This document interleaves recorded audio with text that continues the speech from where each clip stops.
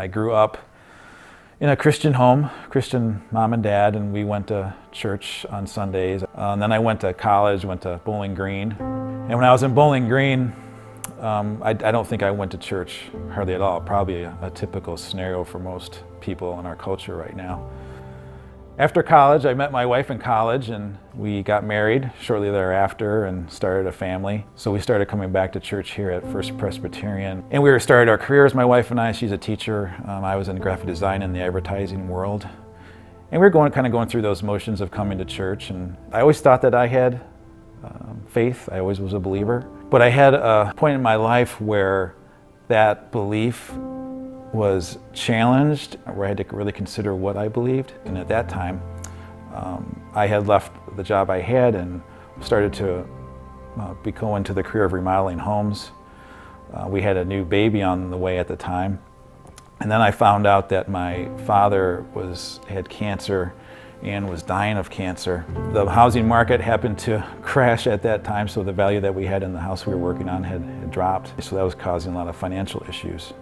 So in return, I was trying to actually go back into the job market and find a job to alleviate all those issues with the finances. So one day in the spring, I believe it was, in the evening, it was nighttime, I was over at the house that I was redoing alone, and I had to paint the basement walls. I had to scrape and paint them. And just thinking about what was going on in my life, I had the new child and the financial issues going on with the house, not being able to find a job at the time, and then my father dying of cancer. And I came to a moment in that basement as I was scraping those walls where I realized that these were things I couldn't fix. I had been dependent on my strength and my will to get things done in my life up to that point.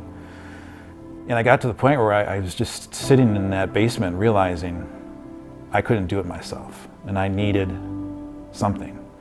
In that moment, in that basement in the dark, scraping those probably almost 100-year-old walls of that basement before I painted them, that I realized while I always thought a believer, I hadn't fully submitted to Christ.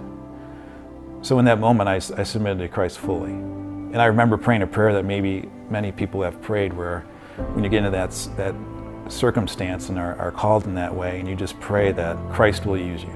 You at that point, you're like, I'll do whatever you need me to do. I see now what you've wanted me to see. It took me 36 years to get to that point, but being in that basement alone, in the dark, with all those things going on, I finally understood what Christ meant.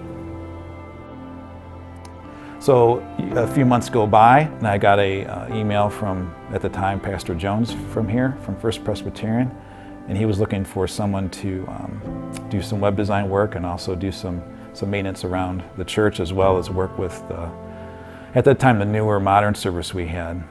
So I had that opportunity, and also at the time I was interviewing for another job, and both places offered me a position. So I had a choice to make. Which way was I going to go? The other job offered more money, so it was kind of the circumstance of, do I take the job that offered more money, or do I take the job at the church, which seemed to be more in how Christ was pushing me? I tell people that I think I've had one moment in my life where I actually heard God audibly speak to me. I can remember this being at night, laying in my bed next to my wife in the total silence, and I could hear a voice say, basically, take the church job. And I did. I finally listened for a change to God, and I took the job.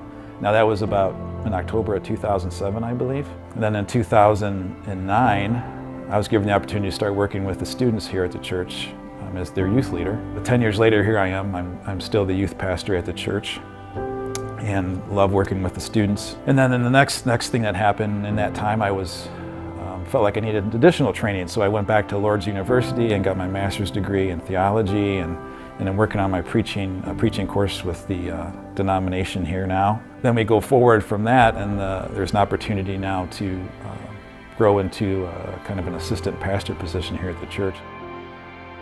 I'm kind of amazed at what's happened.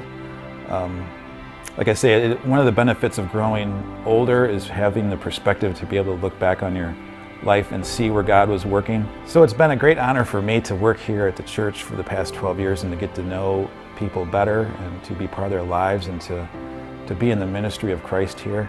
And I look forward to the future and where we're going to go together, what doors we're going to go into that we didn't expect to have an opportunity to walk into, and to build relationships with everyone here at the church.